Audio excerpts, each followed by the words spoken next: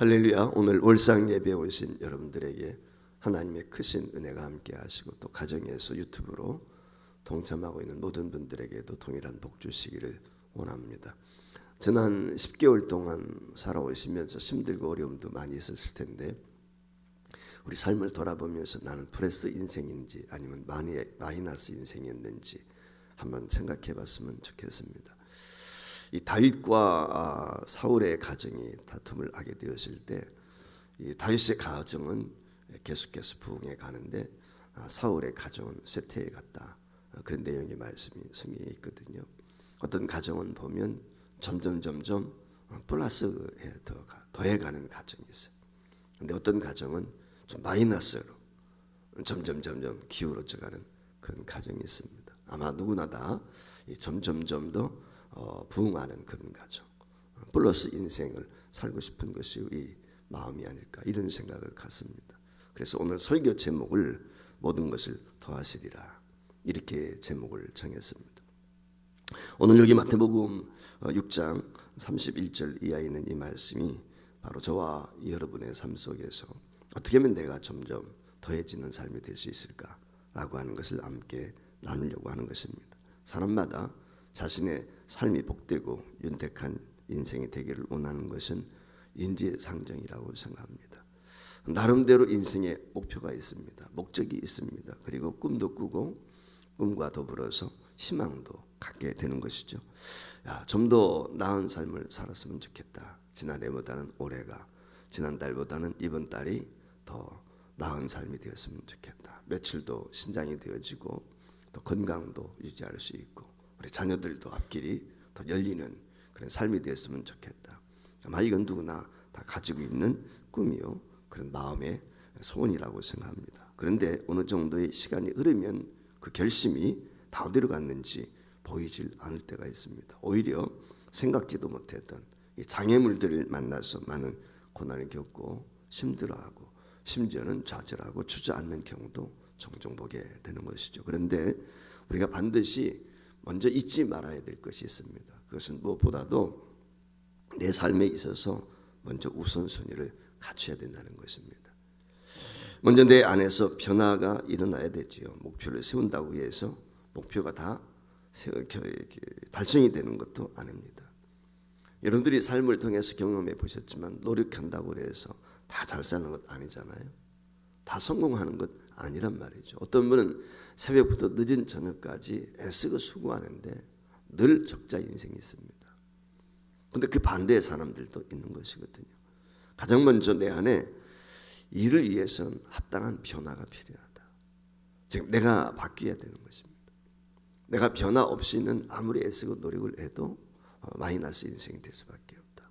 그런 생각을 가져오게 되는 것입니다. 그러니까 우리가 성공을 기대한다면 먼저 우리 삶에 있어서 내 안에서부터의 변화, 이게 우리에게 필요하다라고 하는 것입니다. 그러면 어떻게 해야 내 삶이 풍성해질 수 있는 변화의 삶을 기대할 수가 있을까? 좀 전에 말씀을 드린 것처럼 이 변화의 삶을 살기 위해서 중요한 것 중에 하나가 삶의 우선순위를 정하는 것입니다.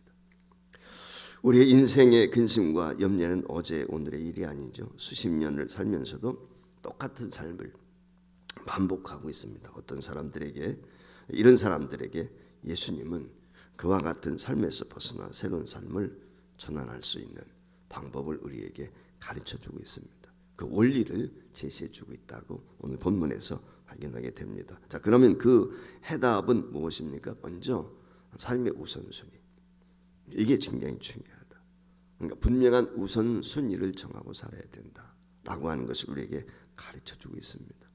떠날 것 없이 우리 인생은 시간의 지속적인 연속의 시간이죠. 그리고 그 속에서 우리는 끊임없이 선택을 하고 때는 결정을 하고 그 결정에 의해서 우리가 행동을 하게 됩니다. 행동하게 되면 반드시 거기에는 열매가 있기 마련입니다. 그런데 중요한 것은 중요하고 가치 있는 것을 먼저 선택하는 거예요. 그러니까 일의 우선순위가 굉장히 중요한 거죠. 아마 여러분들이 그렇게 하시라고 믿지만 무엇에 우선순위를 둬야 되는가? 내가 무엇을 먼저 해야 되는가? 큰 것과 작은 것, 중요한 것과 중요하지 않은 것이 있을 때 먼저 무엇을 내가 해야 되는 것인가? 아마 어떻게 보면 선택하는데 쉬운 것 같지만 사실 어려움이 있습니다. 무엇의 우선순위에 따라서 그 삶의 질이 달라질 수밖에 없습니다. 그래서 새로운 변화를 원한다고 하면서 변화를 위해서 우리가 실천을 할 일을 뒤로 미룬 채 그저 일상적인 것만 반복한다고 하면은 삶의 모습이 어제와 오늘이 다를 바가 없는 것이죠. 우선순위를 정하지 않으면 가장 중요한 일을 놓친 채 중요하지 않은 일부터 우리가 손을 댈 수 있고, 그래서 그것으로 인해서 일을 그르칠 수도 얼마든지 있다라고 하는 걸 먼저 우리가 기억을 해야 될 줄 믿습니다. 자, 그러면은 예수님이 저와 여러분에게 삶의 우선순위를 말씀해 주셨는데 그것이 무엇일까요? 오늘 본문 말씀은 그의 나라와 그의 의를 먼저 구하라고 하는 것입니다. 먼저 그의 나라를 구하고 그의 의를 구하는 삶이 우선이 돼야 된다, 그렇게 말씀을 했어요. 자, 여러분, 그의 나라를 구한다는 것이 무엇입니까? 하나님의 나라. 자, 나라 그러면 첫째 우리가 생각할 수 있는 게 뭐지? 주권이죠. 주권. 주권이 없으면 나라가 아니에요. 영토도 있어야 되고 백성도 있어야 되고, 그런데 중요한 것 중에 하나가 주권이에요. 우리나라 36년 일제 침략 하에서 나라는 있어요. 국토도 있고 백성도 있는데 주권을 잃어버렸어요. 그럼 나라 구실을 할 수가 없어요. 그러니까 이 주권이 굉장히 중요합니다. 따라서 하나님의 나라와 의를 먼저 구한다라고 했을 때 우리에게 우선순위는 뭐냐면 하나님의 주권을 받아들이는 거예요. 이게 굉장히 중요해요. 우리가 아는 것처럼 하나님은 땅과 하늘의 주인이십니다. 온 만물의 주인이세요. 모든 것의 주권자가 되십니다. 생명의 주권자. 그러니까 이 주님을 내가 주권자로 내가 영접해 드린다라고 하는 이 말은 내 안에 하나님의 나라가 이루어지는 거죠. 하나님의 나라가 이루어질 때 그때 주님이 우리를 다스리는 것이죠. 그렇기 때문에 그 나라를 구한다는 것은 다른 말로 바꾸어 말하면 주님의 주권을 내가 받아들이는 것입니다. 그럼 주님의 주권을 받아들인다라고 하는 이 말은 어떤 의미입니까? 그분의 통치를 받는다 그 말이에요. 달리 말하면 우리 주님이 내 삶의 주인이시다. 내 모든 것을 주관하신다. 이걸 인정하는 거예요. 그러니까 나의 삶의 모든 주권을 주님께 위탁하는 것이죠. 그분이 내 삶의 모든 것을 주장하는 것이다. 여기서부터 시작이 되는 것입니다. 그러면 그 의를 구하며 살아야 된다라고 하는 이 말씀의 의미는 무엇입니까? 하나님께서 하나님의 주권이 임하는 나라의 통치 비전은 의라고 하는 것입니다. 그러니까 의로워야 돼요. 이게 굉장히 중요합니다. 하나님께서 이 하늘과 땅의 주권자이신 우리 예수 그리스도께서 왜 이 땅에 오셨는가? 예수님께서 이 땅에 오신 목적은 다른 데 있지 않습니다. 하나님을 떠나서 우리 인간이 죄와 사망의 노예가 되어 사는 사람들에게 생명을 얻고 그것도 풍성한 삶을 누릴 수 있도록 하기 위해서 주님이 오셨어요. 주님이 우리에게 생명을 주신 이유는 우리에게 생명을 얻게 하고 풍성히 얻게 하기 위한 것이다. 예수님이 직접 그렇게 말씀을 하셨거든요. 그러니까 우리 삶이 예수님을 만나기 전엔 죄의 노예였습니다. 사망의 그늘 아래 노예 있었단 말이죠. 마이너스 인생입니다. 그런데 예수 안에서 풍성한 삶을 누릴 수 있도록 하기 위해서 예수님이 오셨다. 그러한 삶을 이루기 위한 구체적인 원리가 무엇이냐? 그것이 바로 그분의 의라고 하는 것입니다. 결국 우리가 먹고 쓰고 입는 일상의 염려에서 벗어나서 생명을 얻되 이 풍성한 삶을 누리려고 하면은 먼저 그분과 그분의 의를 따라야 된다라고 하는 것을 전제하고 있는 것입니다. 즉 이 말은 우리 삶의 주인이 예수 그리스도, 그분을 인정하고 그분의 의를 따라가게 될 때 그 늘 반복되어지는 일상의 염려나 걱정에서 벗어날 수 있고 새로운 삶의 차원의 그 역사적인 그런 주인공이 될 수 있다라고 하는 것을 우리에게 말씀하고 있는 것입니다. 자, 그러면 왜 예수님께서 이렇게 삶의 우선순위를 바르게 사는 삶을 강조하며 중요하게 여기셨을까? 그 이유가 두 번째 있습니다. 그런 모든 것이 더해지는 삶을 살게 해주시겠다는 것입니다. 서두에 제가 말씀을 드렸지만은 우리의 인생, 우리의 가문이 마이너스 인생이 아니라 점점 플러스 되어지는 더해가는 삶, 하나님이 원하시는 것이 그것이죠. 그래서 우리의 삶의 우선순위를 분명히 하고 살면 그 삶을 통해서 나머지 삶도 더해지는 그런 삶을 우리에게 약속을 하셨어요. 그래서 오늘 여기 33절 아주 유명한 말씀 아닙니까? 그런즉 너희는 먼저 그의 나라와 그의 의를 구하라. 그러면 이 모든 것을 너에게 더하시겠다. 약속을 해주셨습니다. 어떤 분은 이 본문 말씀을 이 33절의 말씀을 제목을 잡을 때 왕같은 삶이다 그렇게 이야기를 했어요. 지금 문재인 대통령이 G20 정상회담 때문에 출국해 있습니다. 자, 정상회담에 나갈 때 1호기 공군기 1호기를 타죠. 그 1호기에는 대통령만 타지 않습니다. 대통령 한 분이 가는데 대통령이 옮기게 될 때 거기에는 수행원들이 따르게 되죠. 비서를 비롯해서 음식을 만드는 사람, 거기에 건강관리 주치의를 비롯해서 수많은 수행원들이 따르게 됩니다. 왕 한 사람이 갑니다. 그런데 수많은 사람들이 더해지는 것이, 즉 모든 것이 따라오는 것입니다. 바로 이와 같이 모든 것이 따라오는 삶을 왕 같은 삶이다 라고 하는 것입니다. 반면에 거지 같은 삶이 있습니다. 거지 같은 삶은 어떻게 됩니까? 불행하게도 더해지는 삶이 아닙니다. 오늘 동냥하는 인생 살았어요. 그런데 내일 또 동냥하는 인생 사는 거예요. 그게 거지 같은 인생이에요. 전혀 변화가 없어요. 그 차이점이 무엇입니까? 하나님은 우리가 모든 왕같이 더해지는 인생을 살기를 원하시는데 예수님이 오시기 전까지, 예수님을 내 마음에 모시기 전까지는 풍성한 것 같지만 우리는 왕같은 인생이 아니라 거지 같은 인생이 될 수밖에 없다는 것입니다. 죄로 인해서 생명의 근원 되시는 하나님과 단절된 채 공허하고 혼돈한 삶을 살아왔기 때문에 그런 인생은 거지 같은 인생이다 이렇게 이야기할 수가 있습니다. 그래서 이 모든 고리를 끊어버리고 새로운 변화를 경험하고 이제 우리가 왕 같은 삶을 살아야 되는 것이죠. 그래서 예수 그리스도를 내 삶의 주인으로 모시고 그분에게 주권을 모든 것을 맡기고 그분의 의를 구하게 될 때 우리의 삶이 점점 더 풍성해지는 왕 같은 삶을 살 수 있다라고 성경이 우리에게 가르쳐 주고 있는 것입니다. 그러니까 점점 풍성해지는 삶이 바로 왕 같은 삶이라고 하는 것이죠. 이건 제 얘기가 아니고 바울이 그렇게 직접 얘기를 했어요. 그래서 로마서 5장 17절 말씀에 보면 이와 같이 이야기합니다. 한 사람의 범죄로 말미암아 사망이 그 한 사람을 통하여 왕 노릇하였은즉 더욱 은혜와 의의 선물을 넘치게 받는 자들은 한 분 예수 그리스도를 통하여 생명 안에서 왕 노릇하리로다. 예수 그리스도가 만왕의 왕이세요. 근데 그 예수 그리스도를 모든 성도 모두가 왕처럼 이제 왕자가 되었습니다. 하나라 공주가 된 거죠. 그러니까 왕자같이 공주같이 왕 같은 삶을 저와 여러분을 살도록 하기 위해서 부르셨다. 한마디로 그렇게 이야기할 수 있습니다. 그럼 왕 같은 삶을 살기 위해서 전제 조건이 무엇이냐? 그것은 먼저 그의 나라와 의를 구하는 것이다. 이것이 주님께서 우리에게 가르쳐 주신 거예요.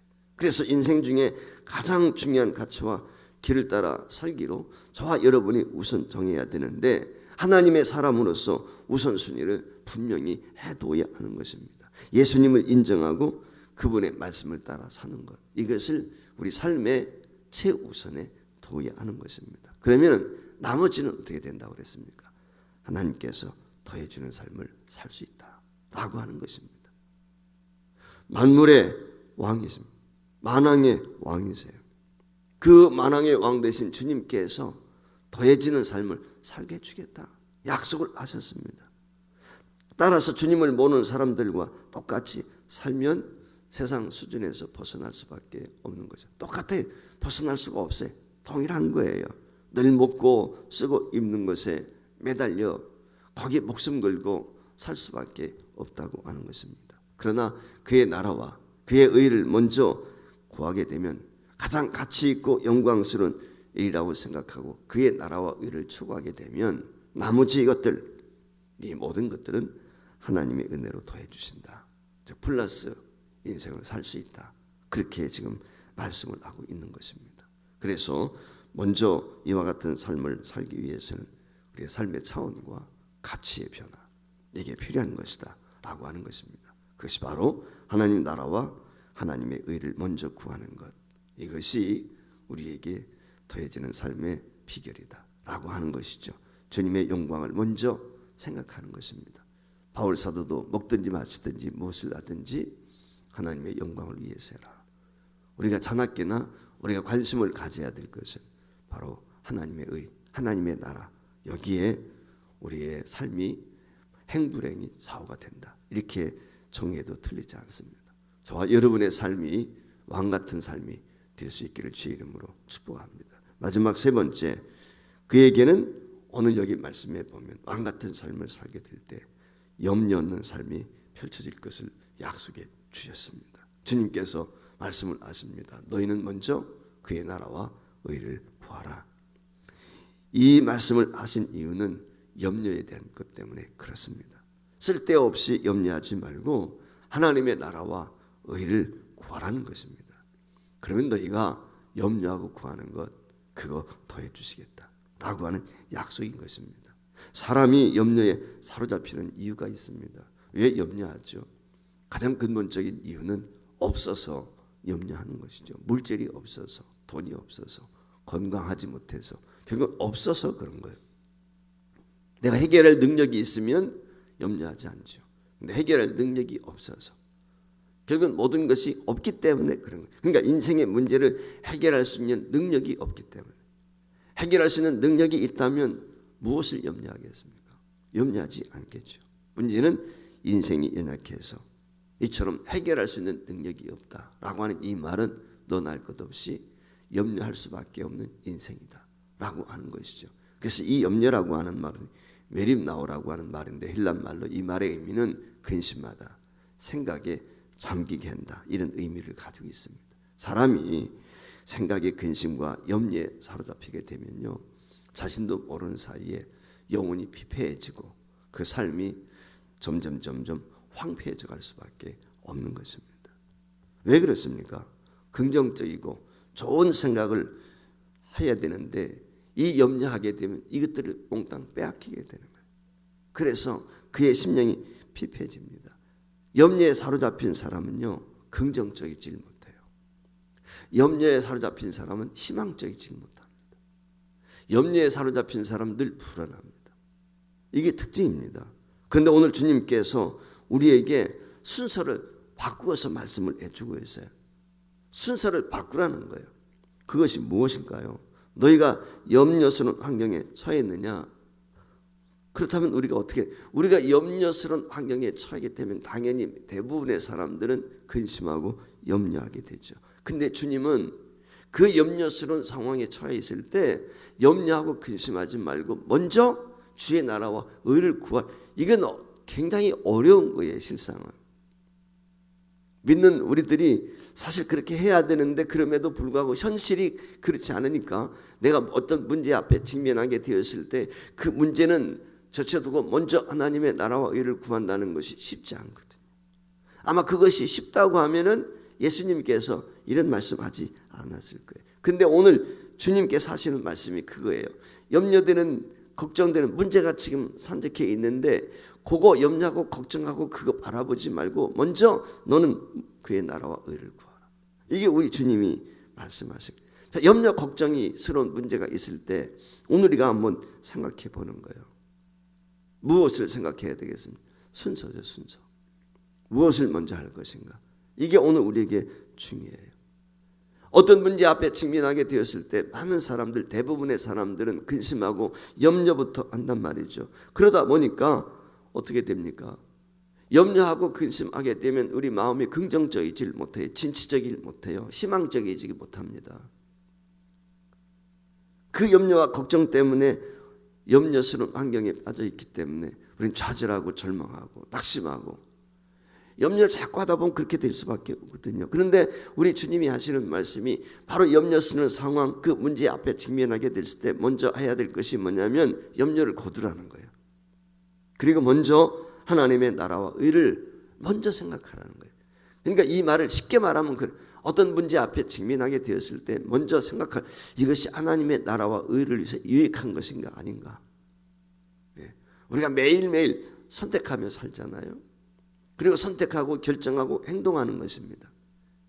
이게 우리 삶의 원칙이에요. 그러면 내가 이 행동하기 이전에 내가 선택을 해야 되는데 이것이 옳은 것인지 그런 것인지 할 때 먼저 하나님의 나라, 하나님의 의, 이것이 하나님 보시기에 의로운 것이냐, 하나님이 보시기에 바른 것이냐 라고 하는 것이죠.